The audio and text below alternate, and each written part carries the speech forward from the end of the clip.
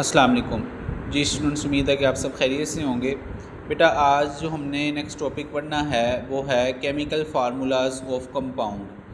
हमने last time जो है एम्पिरिकल फार्मूला और मॉलिक्यूलर फार्मूला देखा, फिर उसके बाद हमने देखा था कि how to write a chemical formula of binary ionic compound, कि किस तरह से हम chemical formula binary ionic compound का लिख सकते हैं।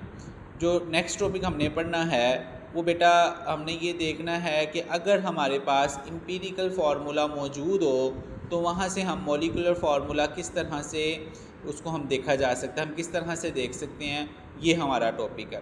ठीक है, यानी अगर हमारे पास एम्पिरिकल फार्मूला है तो वहाँ से मॉलिक्यूलर फार्मूला आप कैसे फाइंड आउट कर सकते हैं।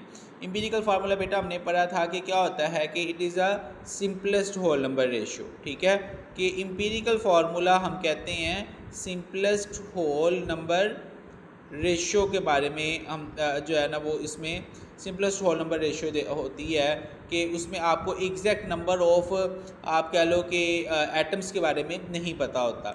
अब देखें, अगर हमने जो है ना वो मॉलिक्यूलर फार्मूला निकालना है तो वो किसके बराबर है, एम्पिरिकल फार्मूला और n।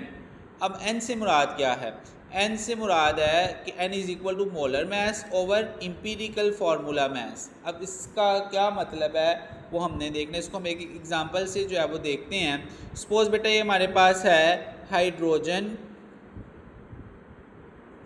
पेरोक्साइड, जिसका अगर हम मॉलिक्यूलर फार्मूला देखें तो वो बेटा हमारे पास है H2O2।